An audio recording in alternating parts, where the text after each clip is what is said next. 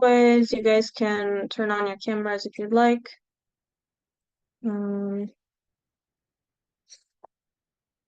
So I'll do a short summary of last week, and then we can start reading the third fundamental point. And if anyone wants to share anything, please go ahead after I do the summary. Um, so we've been studying the 29th word, and the 29th word is about angels, immortality of spirit, and resurrection. We finished the first aim, so that was more on the angels and mortality of spirit side. And in the second aim, we've been talking about resurrection. And in the beginning of the second aim, we basically asked three questions. So we had the story about, there's a palace or a city, and someone claims this palace, the city will be destroyed, and then it will be repaired and reconstructed. And then Imam Nursi told us, okay, if someone told us something like that, there are some questions you would ask to this person. So one, why would it be destroyed? Is there a reason? Second question would be, does the builder who would destroy and reconstruct them possess the power? So is it actually whoever destroys it, do they have the power to destroy it, and do they have the power to rebuild it? And then after that, there would be, okay, is the actually possible? Is it going to happen in the future? Then can it be constructed from scratch, etc., etc. So each of these questions would need to be asked and would also need to be proven. So the first point, we looked at man's spirit, and then the second fundamental point, different proofs for the necessity of resurrection. And then right now we're at the third fundamental point. So this, paragraph is going to start with the agent possesses the power. So we're at this power stage line of questioning. Last week we finished up the previous section, which had 10 proofs for the necessity of resurrection. And the 10th one was the proofs in the Quran for resurrection. So one thing that really stayed with me over the week was obviously we've been talking about a lot of things and connecting it with our entire study. I believe this is our 27th meeting on this topic, so we've been working on it for a while now. One thing that I wrote down and I kept coming back to was this phrase that we really underlined in the last reading, which was let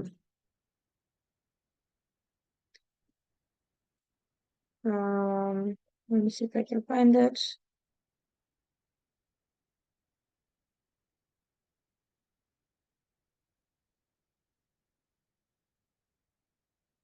Okay, maybe I can't pinpoint it right now, but there's a point where we talked about the beautiful names being established by the testimony of the universe.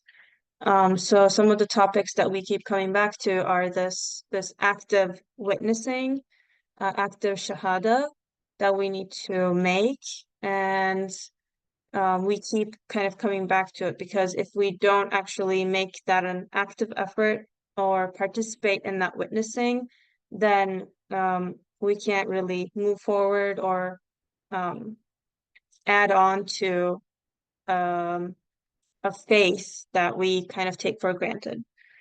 And then another thing that I wrote down was everything is happening to awaken the need in you for eternity. So a lot of what we've also been talking about is our reflections and our feelings um, guided by the text. So we also keep reminding ourselves everything that I'm made to feel is bringing a message to me. So I'm not meant to suppress any of my emotions. I'm not meant to, um, feel bad that I feel angry or I feel frustrated, but instead see every feeling as a message and um, try to read that feeling or interpret that feeling in a way that connects me to the source of the feeling. So those were my takeaways from last week's session. If anyone else would like to add anything, please go ahead. And if not, we'll start the third fundamental point, inshallah.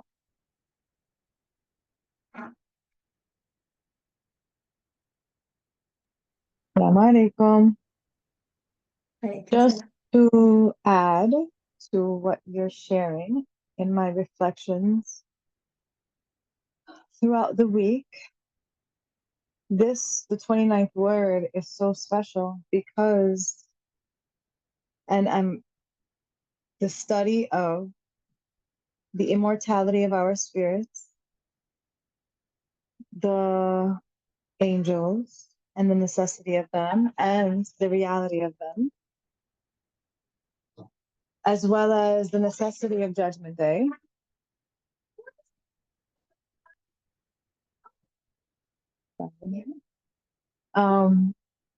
Reminds me that really in every moment, like Dr. Yamina was saying, like this is actually the most quintessential aspect of reality is this our spirit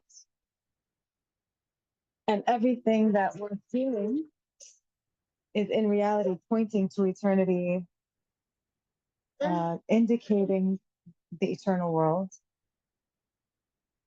What I'm learning is that, in short, right, in brief, we're always interacting with eternity. We're always interacting with angels. We're always interacting with the immortality of our spirit. And when we are not conscious of that, we're completely cut off from the reality of who we are, the reality of everything. So this is really not something light. Every time something we like, it's because there's something inside that loves it eternally. Every time there's something we dislike, there's a call for eternity. So may we really heed um, heed what we're feeling and take it very seriously. May we watch ourselves very carefully, because if we're careful and we're slowing down and we're attending halaqah and studying what we're talking about here, we're actually constantly in this interplay, almost like dance. We're always touching this aspect that points to eternity and the eternal names. And it's always in contact with me, but now this study is helping me stay in contact through being conscious, through being aware, through pinpointing it, being like, there it is again. There it is again. There it is again, until I'm so familiar in that hand, in that way of, in this, may we all become more acquainted with the truth. And I'm going to apologize in advance for that.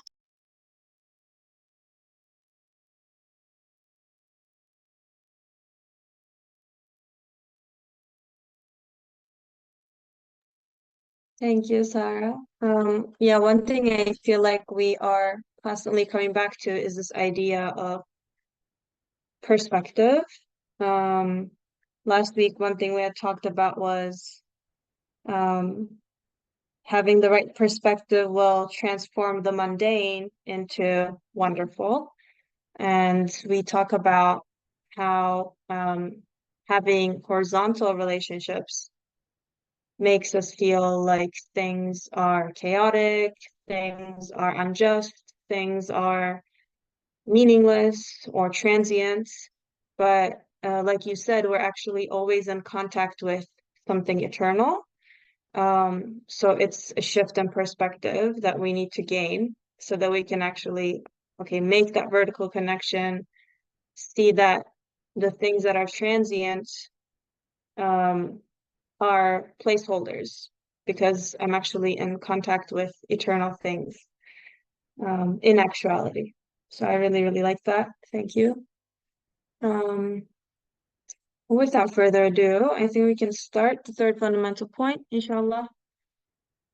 And we're nearing, this is like more than halfway point for the second aim. So um, slow and steady wins the race, inshallah.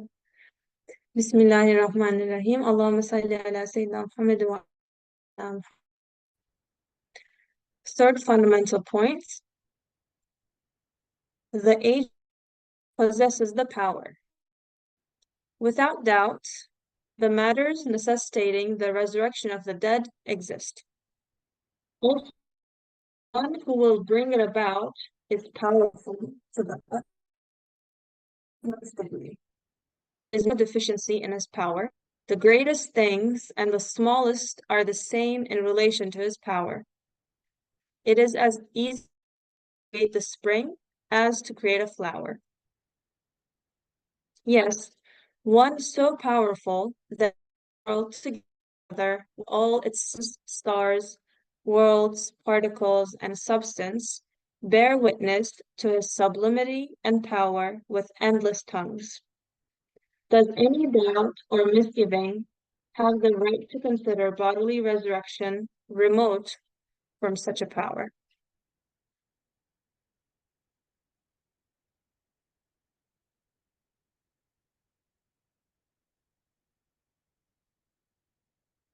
Um, one thing I like focusing on in this section is the idea that the greatest thing and the smallest are the same. Um, there's some verses that Imam Nursi points to. Your creation and your resurrection is but like a single soul, for example. Um, but I feel like it's very um, hard for us to think about things this way. Um, because for us, everything is kind of in scale, and that scale is how we measure uh, the relativity of our own capabilities, our own power, for example. So, um, you know, I can make one cheesecake a day, but if someone asks for me to do like two or three in one day, that's very stressful for me. Or sometimes it's inconceivable, like I don't think I can do it. Even though for one, it's very easy for me to do just one. When I'm asked to do more, I'm immediately kind of shown my limits. Or if you're, like lifting weights or, if you're doing anything that one part or one measure is easy, but as you go up in intensity, you realize, okay, this is actually hard, right? So even the sentence, right, it's in a way that only it's for us to understand because there's no greatest and smallest for someone who has absolute power. It's the same. The spring and a single flower, it's the same.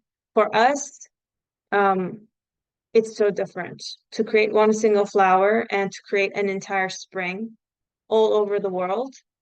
Um, even the sentences are written because I can't conceive of this difference, right? So for me, I need to think about, okay, one particle versus the sun. And for me, this is a big contrast. Physically or, substantially, size-wise, some other kind of measurement. But I'm being told that the one who can resurrect the dead, who has this sort of absolute power, he has to be such a being that um, creating the spring and a single flower is the same to him. And I think when I really think about it, it makes sense. Because for me, going from a flower to spring shows me my limit. So um, we can't just say, oh, maybe this being, this God, can create as much as the spring. There's no way that we can actually do this limitation. It's just like a really nice point of reflection for me to think, okay, things that in my mind are very different are on the same level, right? One of the verses everyone knows is kun fayakun. But when we try to conceive it, it's hard for humans to do. Thursday is my dad's birthday, and I'm gonna bake a cheesecake for him, which is why I gave the cheesecake example. And I thought, okay, like maybe I can do two or three of them because like he can share some with his friends. But in just thinking about the planning was stressful for me because doing one is okay, manageable. But as I go up in scale, I can't, it's like, oh, I don't know if I can actually manage two of them at the same time. I don't know if I can, like plan it, the timing, this and that. And this is what it's like a very simple recipe. But now I'm thinking, okay, so the one who made me and who made the flowers and the entire spring and everything that I can actually witness and observe has to be such a being that creating the sun, the stars, worlds, everything, and the tiny particles, um, pieces of dust, dirt, every single hair on my head, it's all the same to him. It's all the same to this being. So when I actually try to think of someone like that or some being like that, the beginning makes more sense, right? So the agent possesses the power. What are we talking about? Matters necessitating the resurrection of the dead. Because I think a point of doubt for people traditionally has been so many people have come and gone. There's so many people who have died. We don't even know how many people totally have lived in the entire world. How is it that all of those people will be resurrected? It's too inconceivable. So he's giving me, Imam Nursi is giving me, okay, let's do these comparisons in your mind and try to see in your own life how you react to this sort of scale.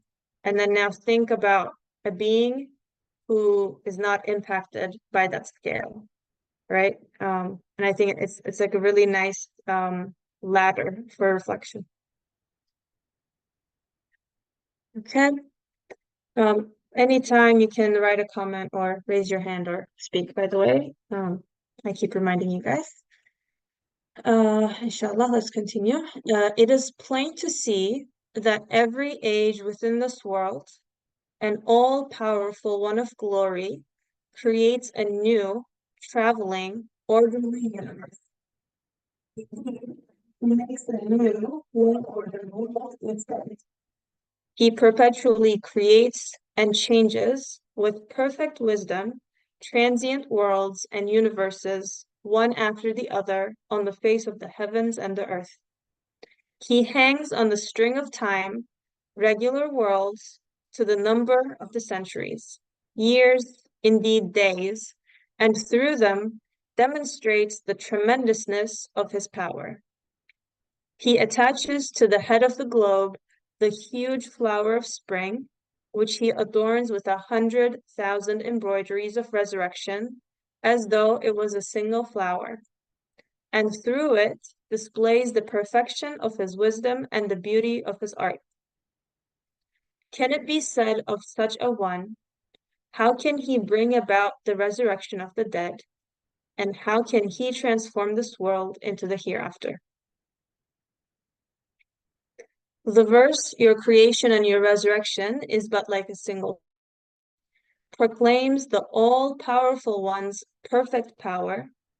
Nothing at all is difficult for him, that like the smallest thing, the greatest, presents no difficulties for his power, and that it is as easy for his power to create innumerable individuals.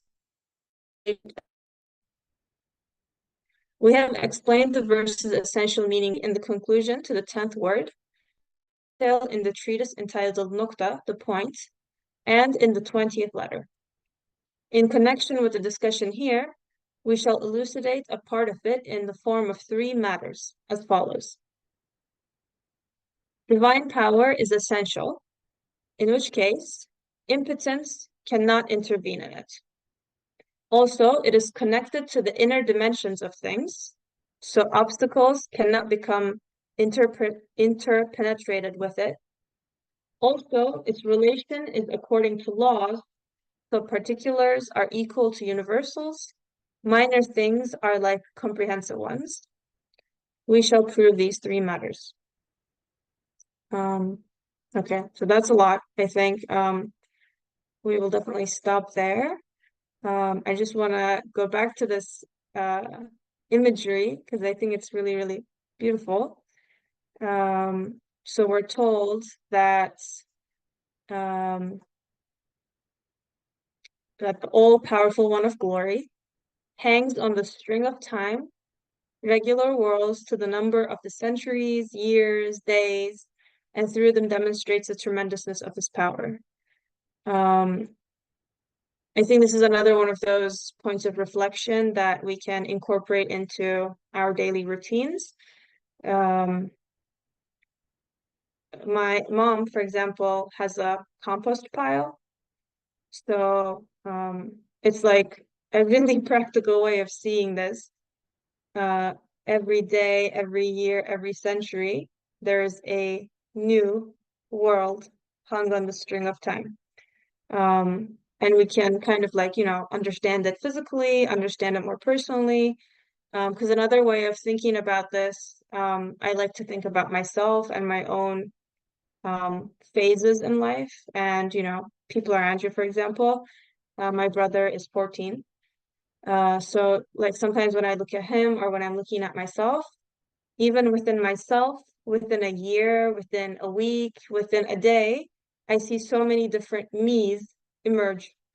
I see, my brother, like especially at these ages, he's going through so many phases that, as they call them, so many different things he wants to be, missions he wants to accomplish, and they're always changing. So even within a year, obviously physically he's changing so much, but even internally, his feelings, his emotions, there's always a new Kera.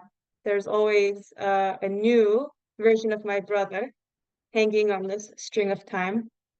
And I feel, the same way about myself. And again, even within a day, we can kind of experience this in the morning. Sometimes you receive some good news and you feel like a totally different person. But, later in the day, you might receive some terrible news. You might read something that really sours your mood, that really stops you, that, changes everything. So even within a day, you're not stable. You're not stable, but you're not stagnant. So even within one day, 1 hour, we're we're in this like renewal, perpetual creation and change. But each one is with perfect wisdom. And we see it on like the grand scale and the smaller scale. And one thing that is nice to reflect on here is whenever we think of things scaling up, they always lose quality. So, if you have things that are like handmade and in small scale, they have a lot more quality. There's more time that goes into them. Scale up and it, like it, but creation that we observe, scale goes up infinitely, but quality stays perfect. So one flower has its perfection, but the entire spring, all the bloomed this year, this day, these past months, they all have that quality. The ones that were mass produced or that are produced en masse, they're not, low resolution. They're not knockoffs, I guess. So everyone, each one of them has the same embroidery, has the same display of perfection, has the same adornment. And that's another thing that I think is good to reflect on as we think about this absoluteness of power, because it's so different from what we experience and what we witness in our own lives, or with ourselves. So if you want to do more of something, or if you are um, going industrial, you always cut on something. You cut on quality, you cut on detail, but with how my creator, this all-powerful one of glory, is creating every second, every moment, every century, it all, big and small, has perfection, has wisdom, has beauty. Nothing is done haphazardly. Nothing is done that's like, oh, we just had to produce so much. So some of them have, how would you say, um, defects. No, they're all individually perfected and come with wisdom. Ziba has a comment. Ziba, would you like to read your comment, or would you like me to read it?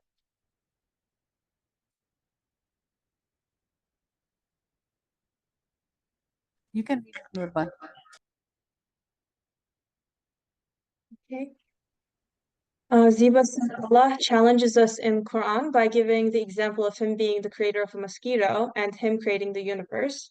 It is as easy for Allah to create universe as it is to create mosquito, and for us to be in awe, and both creations are as miraculous. And other place in the Quran, Allah challenges man and puts us in our place by giving the example of a fly that steals from our food to take back from the fly what it has stolen. Man is so weak and impotent in front of the mighty and most wise creator. Yeah, that's actually one of my favorite verses. That it says Allah won't, what did you say?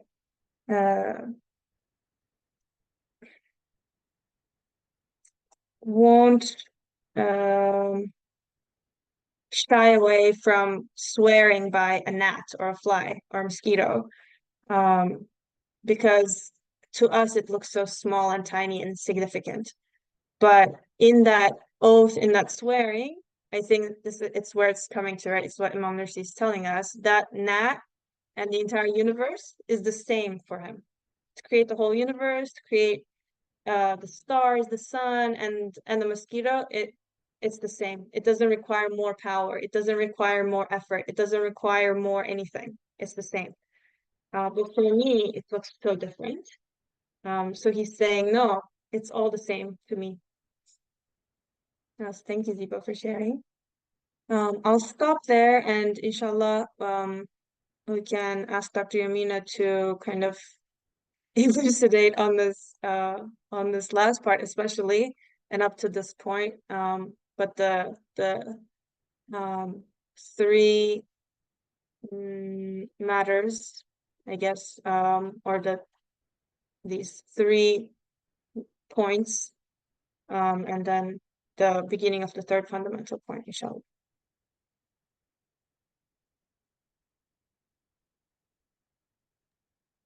Assalamu alaikum. So, Third fundamental point, he starts with power. He's saying to be an agent, you must possess power.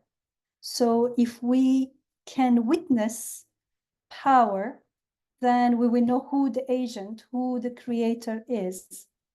The more we witness, the more the heart will be at peace if we choose to surrender, because there is always the choice. If we choose to surrender, then it will be easy it becomes easier and easier to trust when we witness, and part of the witnessing is not only seeing and observing, but part of it is living and experiencing.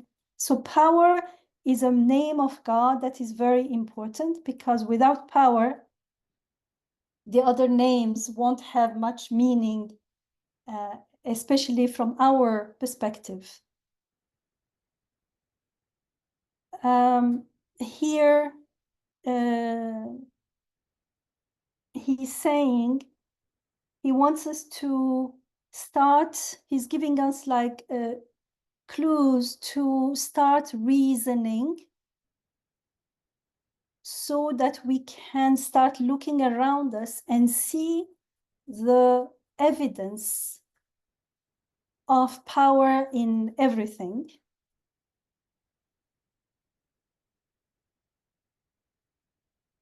Because here it's to the end of the one who can bring the resurrection and the hereafter into being, has to be powerful to the utmost degree. It means powerful over everything. It means the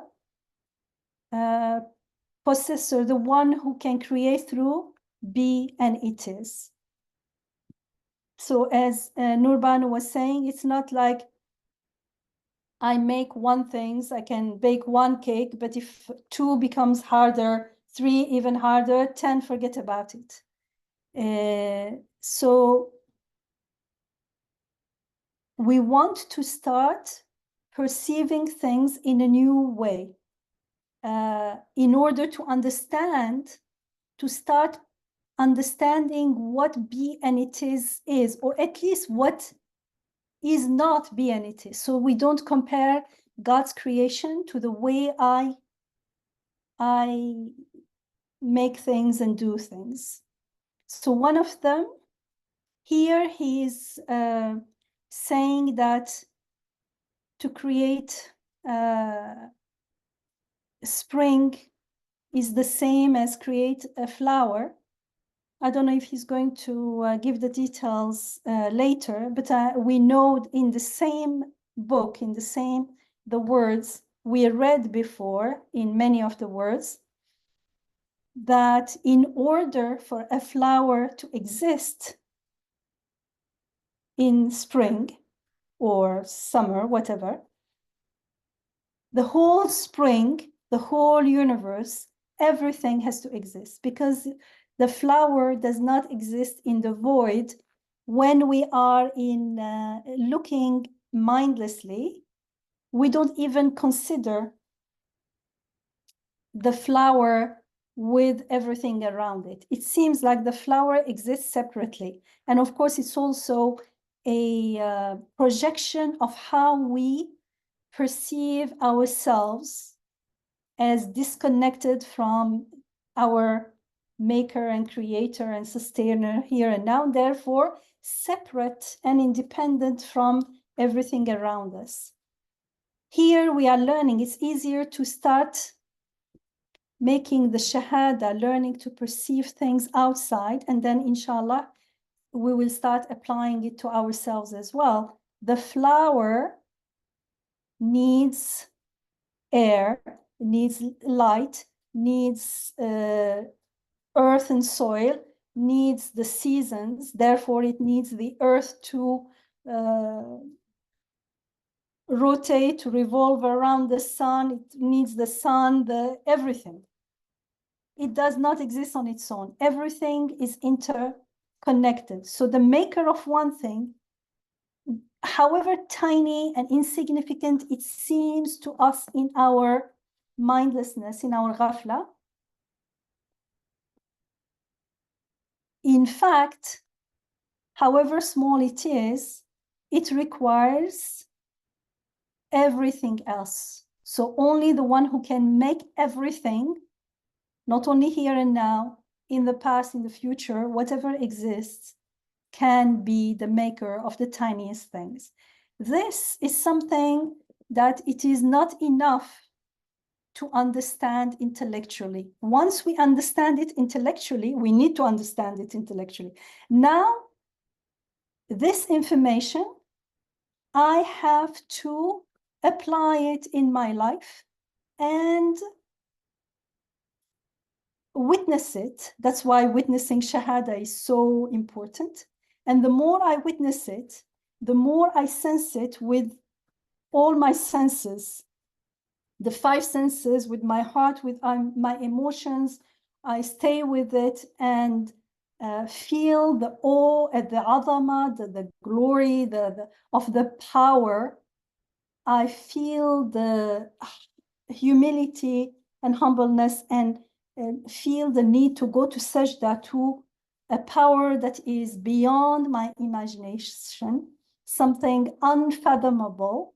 That's the point that I understand that I cannot comprehend the infinity, the absoluteness, the comprehensiveness of this power, but I know that it is the opposite of powerlessness. It is full. There is nothing to limit it. That's what makes us feel, recognize it, because we've been created with the ability to know all the names of God. This is our knowing, and it is not a mere intellectual knowing. It is a tadawuq, it is a tasting with the heart, with the soul, with remembering what has been, we've been created with. And then we make the shahada. So one is, everything is interconnected, therefore the creator of one can only be the creator of all. Therefore, in order to be able to create one flower, you have to be able to create the spring and the winter and the everything else. So it is a power that has no bound. Only a power without bound can create. The second, which is not here, I don't know if he's going to mention it, but it's mentioned again and again in the Risale, is the laws. There is order. Here he kept saying order, order. Order is, we say if there are laws. Laws means order. It's not created, things are not made haphazardly. That laws is what will take us to the kun fayakun, that it is created through emr, through, and actually it was the first part of this was about this subject, about he creates through command, be and it is. Law, order, we see order, and then we realize that this order, although it is not 100% predictable, there are patterns which show us that it's not created through the way we create. Things do not happen in that way. That's what makes it so easy. All flowers open at the same time. So when we are heedless, in heedlessness mode, because it's so easy, we take it for granted and we say that's how it happens. It's time, it's this season. We gave it a name, we put a label on it, and we pass. When we are conscious students of the Quran and we are listening to the Quran, listening to God speaking to us, and when God says, this is what's going on, we go and actually reflect and apply what we are learning, then we can witness the reality, and we see that the ease, the extreme ease in the creation is actually a witness, a clear evidence to this boundless power. Of course, there are other names of God, but the clearest things we see is the power. And Imam Nursi gives in many places that we read before as well, some examples that makes these truths, let's say, that are beyond the grasp of the intellect, that makes them, brings them closer to us. Like he says, it's like a telescope, something that is far, but makes it, at least we say, oh, it's something like this. And he gives example, for instance, light, the same light can be reflected in as many mirrors or mirror-like surfaces. If you have like the sea, water, anything that can glass, anything that can mirror, that can reflect, it will reflect that light. It is the same light. So there is this law of reflection, which is like, there is a bee. When Allah says bee, all the flowers all over the globe, the same kind of flowers, will open. They open before our eyes. There is also the sound. I say one thing and it is heard by everyone. It doesn't make it harder. Like if there is one person, they will hear me. But if there is 10, it becomes very difficult. You remember our way of making? When I make one cake, it's easy, but 10, it takes time. It's very difficult. Here, it's not the same at all. I say one thing, and whether there is one person listening, or 100 or 1,000,000, they all hear it at the same time. So he gives many examples like this to show that it's the laws of the, how do you say something that is dense, the dense physical matter are not the same as the laws of subtle worlds. The subtler it is, the closer it is to, easier to understand, because once it's non-material, there is no division. For instance, if we have one cake, 6 people, 10 people, after a while, you can't have so many slices. But for instance, if we have one light, whether you have in the room 1 person or 10 people, each one of them get all the benefit of all the light, because we are not dividing. It's the more subtle it is, the closer, the better, let's say, it reflects the world of the beautiful names of God.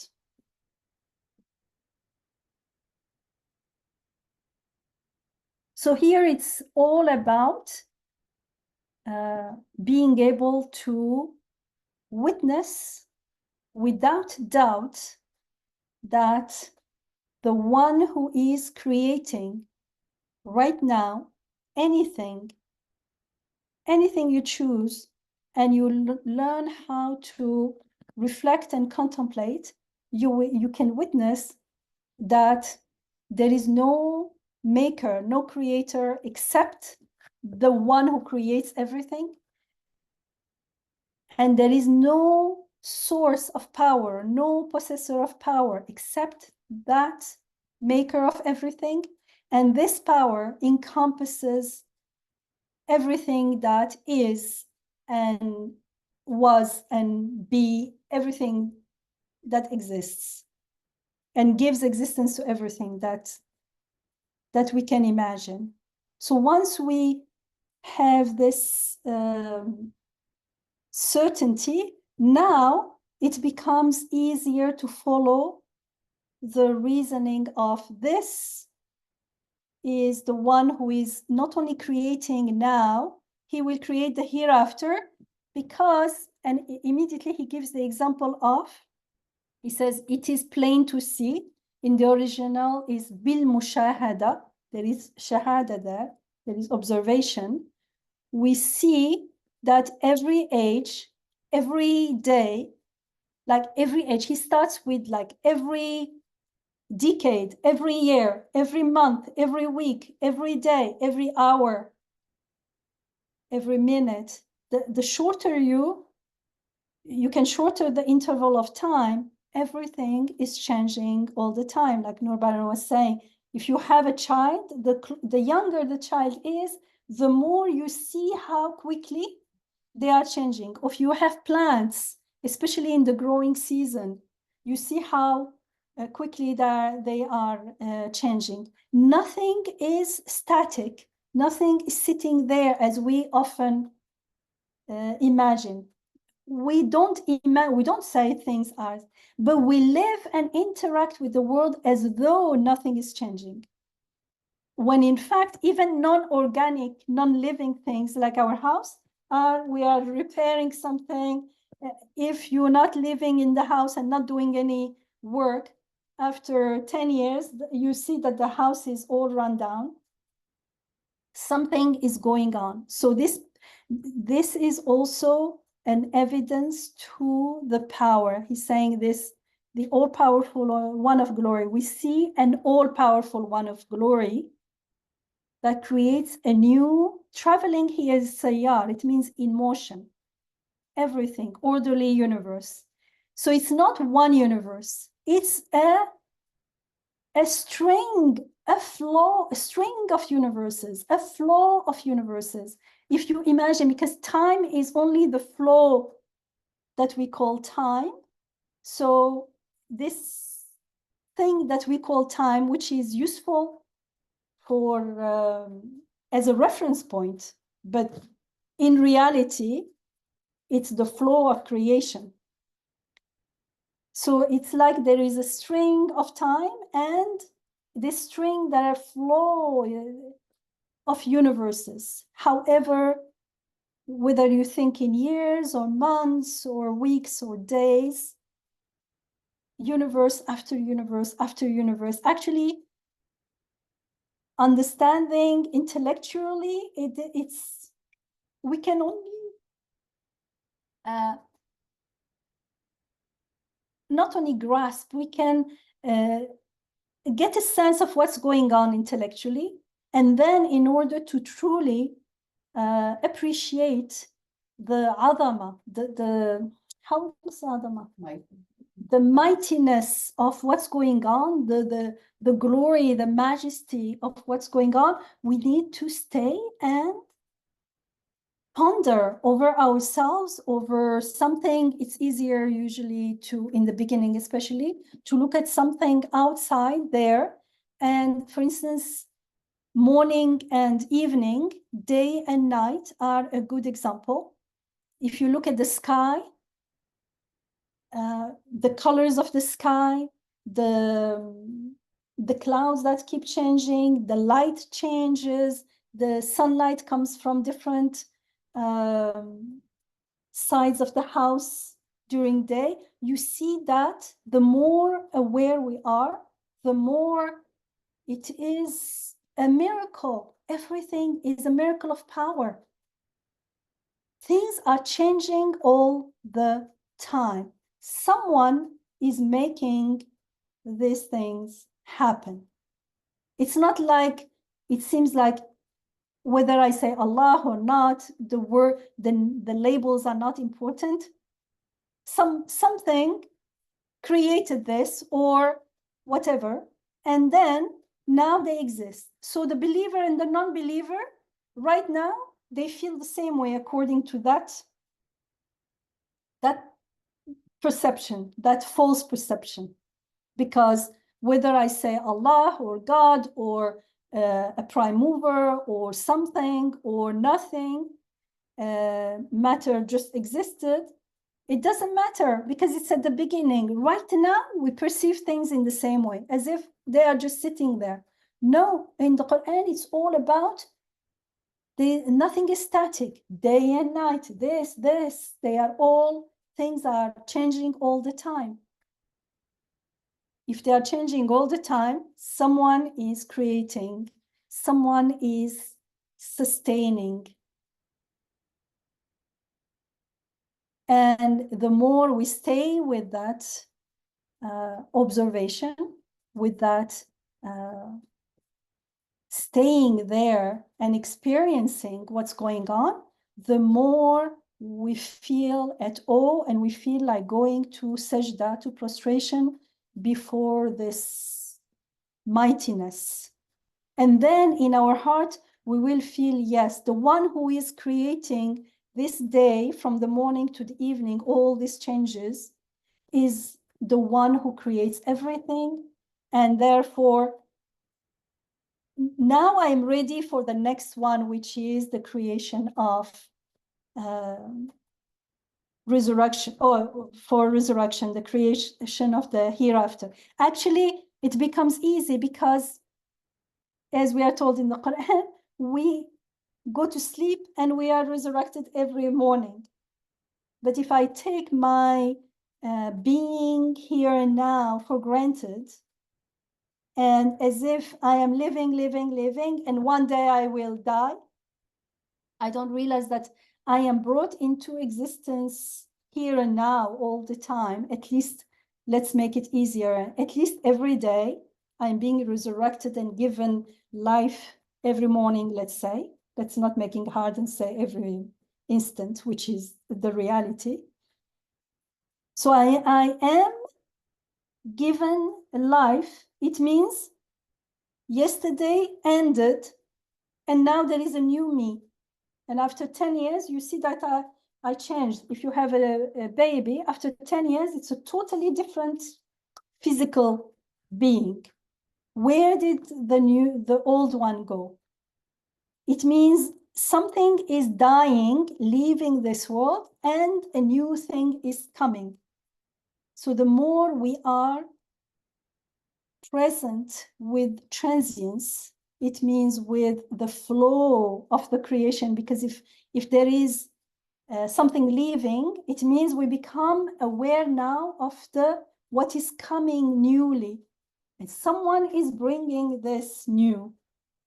Then we witness the power more and more. And now it becomes easy it becomes like a continuum to Akhirah, because I'm dying every night anyway. It's like a mini death, morning, mini resurrection. So after death, the fact that I will be resurrected won't be like beyond my comprehension. Because even if I want to understand it intellectually, I cannot fathom and understand my sleeping and waking up in the morning, losing control. I don't know what's going on, let alone I'm not even talking about dreaming, and then waking up in the morning. That's why we need to perform the Shahada, stay with this truth that we are taught in the Quran until we can make tasdeeq. Sadaqallahu al-Azim. Yes, whatever you are telling me, I am witnessing it, I'm living it, I'm experiencing it. And yes, you are all powerful. Powerful beyond whatever I can imagine. Anything that I can imagine that is limited in power, you are beyond that. That's tasbih actually. You are beyond anything less than. And this also comes with La ilaha. Nothing has power, because nothing can have power, because they are also recreated, sustained in existence all the time. The universe is leaving, a new one coming, leaving, a new one coming. I mean, I am sitting now and I see trees from the sky, from the windows. Just sitting here, within an hour, half an hour, you see lots of things. The sky, the color changes, the trees change, especially in spring, you see it even more. But even now, there is breeze right now, and then they are quiet, and now it's getting darker, then it gets very dark, and then in the morning it gets all pink and light, and then the birds are singing, just from a little, how do you say, a small piece of this endless universe. You can see lots of activities going on and lots of change and constant change. Nothing is static. That's why transience is important.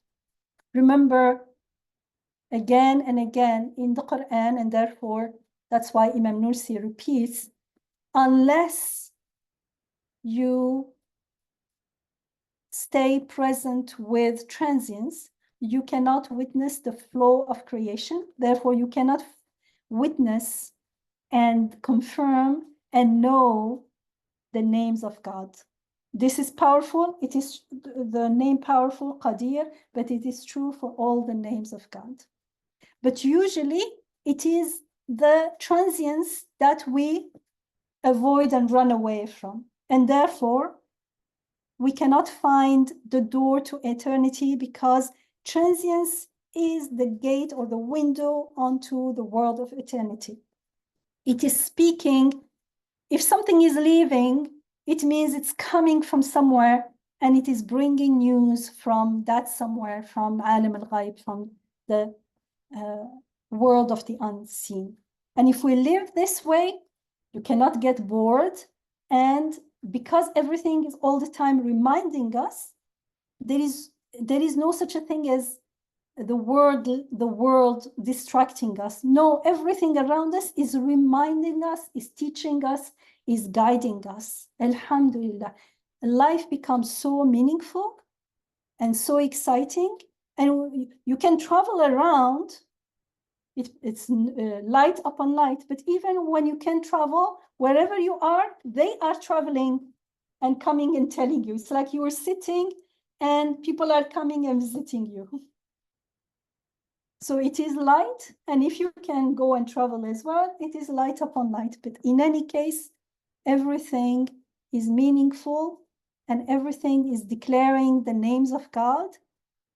And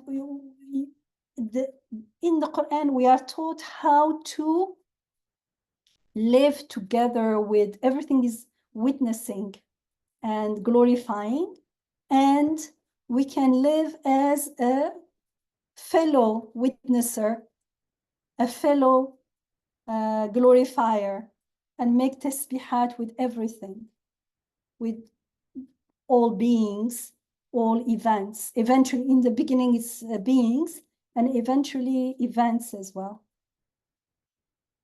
Such a beautiful, beautiful life. Alhamdulillah. And beautiful message, beautiful guidance.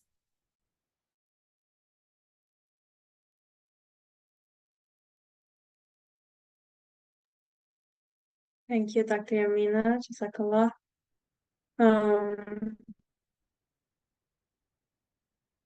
So before I read the first matter, should we go into this last paragraph, which is a little confusing, or should we read the first matter and it'll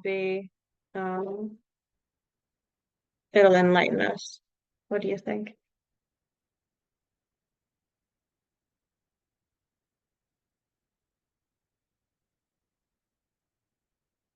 I can read it again. You're on mute for now, but I'll read it again and let us know if we should keep reading, inshallah. Divine power is essential, in which case impotence cannot intervene in it.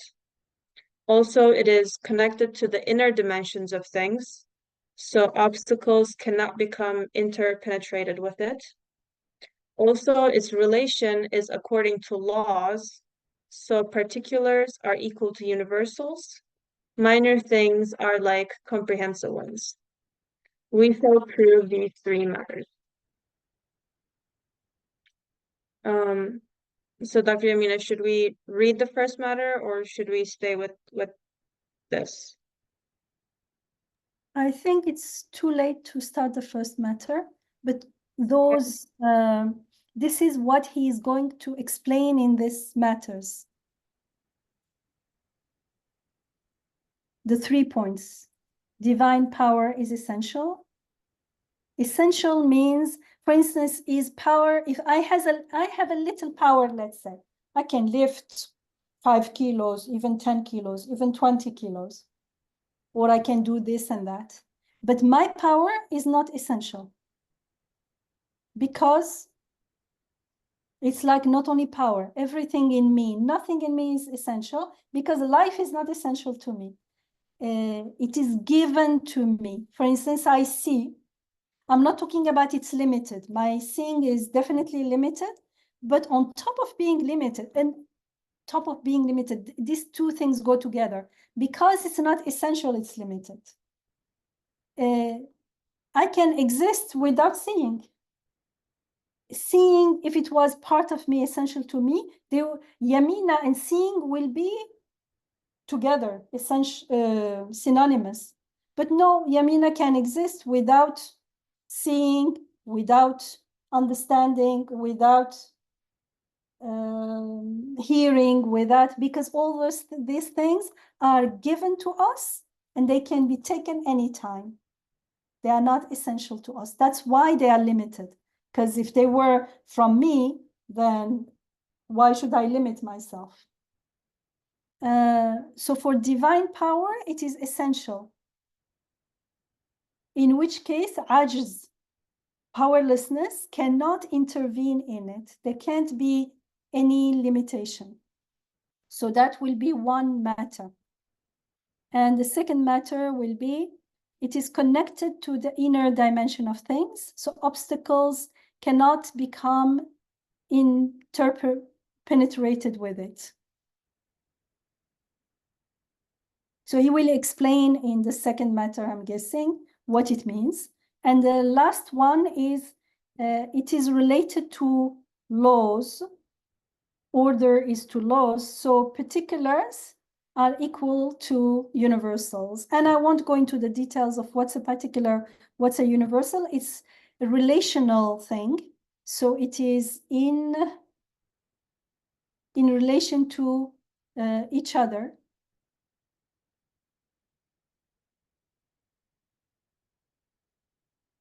So minor things, I like comprehensive ones. Yeah, so particulars are equal to universals. This is what law is. So he's going, these 3 points, each one, he's going to explain it in the points that will come after, or does he call them point or matter? Matter. So the first matter, there should be 3 matters. Each matter will explain one of those statements, inshallah. So there is no need to try to explain it since we want to wonder, so we will pay more attention to how he's going to explain this. Inshallah. Okay, inshallah. So Alia wrote, and Ziba shared, now we can understand how our Prophet ﷺ would say every morning and evening, Allahumma bika amsayna wa bika asbahna. We're changed every moment by his will. And Alia wrote, brings image of Dawood alayhi salam joining fellow creation and glorifying to the point that he leads the glorification process.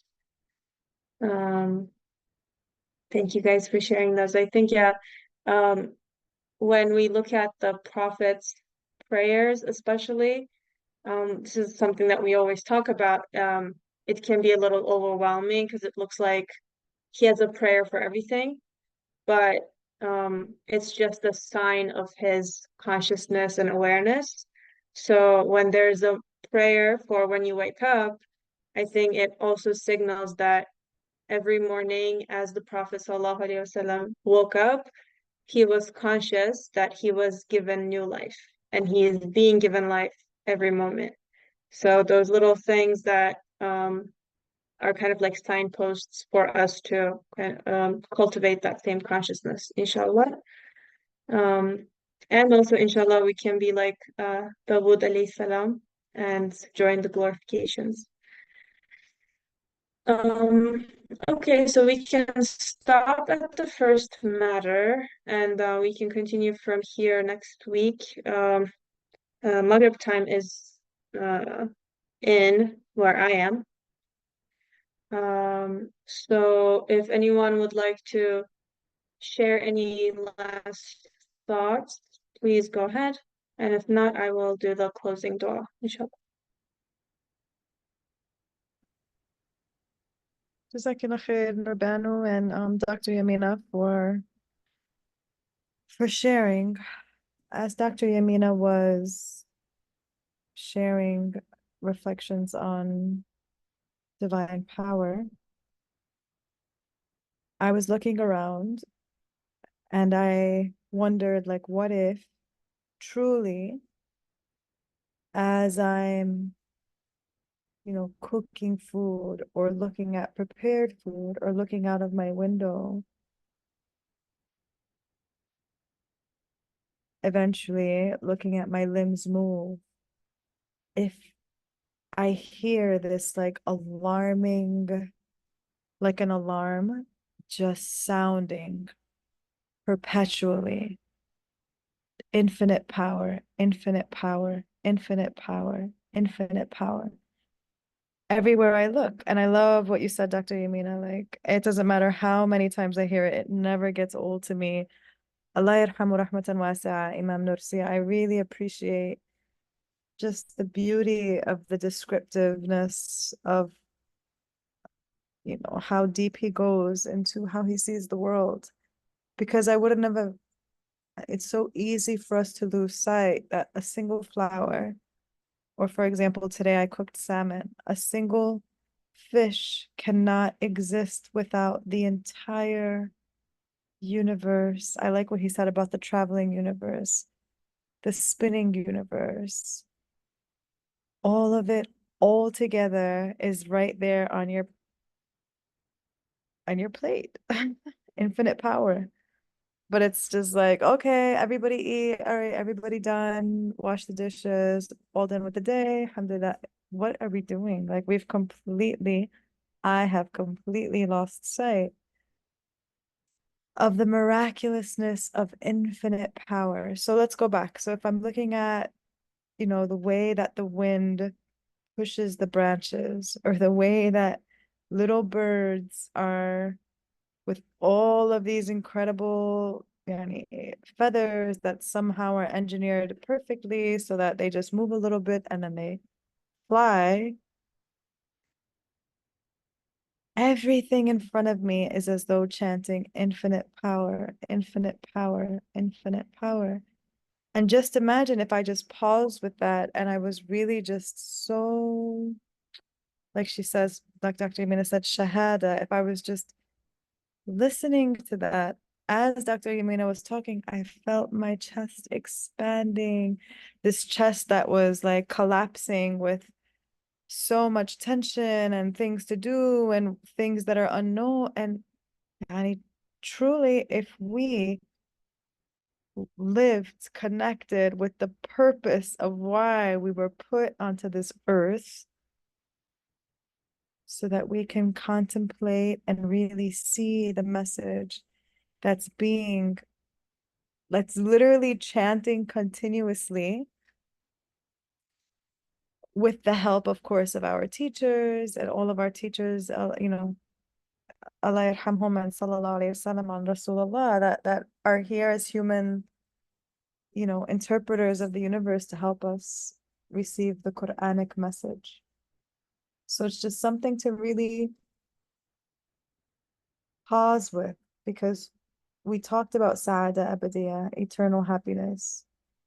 And Dr. Yamina was sharing that this eternal happiness is not like you're over here jumping for joy and excitement, as though something is fun, but it's this taste. And she said it again today, it's tasting this blissful reality, this such utter peace and reassurance and comfort. Yani, it's worth striving for sure. So may we really take these ayat seriously, that the one speaking in the universe and the one speaking in the Quran is bringing to our attention in many ayat in the Mus'haf and in many ayat in the Kun, in the earth, infinite power. You know, your creation and the resurrection is like but a single soul. It's truly because I need the message of infinite power in order to relax, in order to taste peace, in order to let go of all of these false concerns and whatever it is that's occupying my mind. A single taste of divine infinite power is sufficient to bring the heart to total ease. So now what Dr. Yamina is saying is like, let us put it into a daily practice so that we can begin to not only taste a moment of it, but actually transform into a way of being, into this extremely blissful, it seems, reality that you're constantly being reminded. Every time you forget, you see a little bird flying in front of you. Infinite power. Ah, okay, that's the one who I belong to. And then as soon as you forget, look, the sun just changed from this position to this position. Or water is bursting out of your faucet and your hands are still working perfectly. And the fish or the chicken or the, the vegetable that you are about to prepare, or the cheesecake, the whole universe had to be perfectly ordered for that one thing to show up. And that's chanting infinite power, infinite power. Like, here I am, infinite power, infinite power. So I like that we're moving slow, because each week it gives us one thing to attempt to taste. Bismillah. May we taste it, inshallah.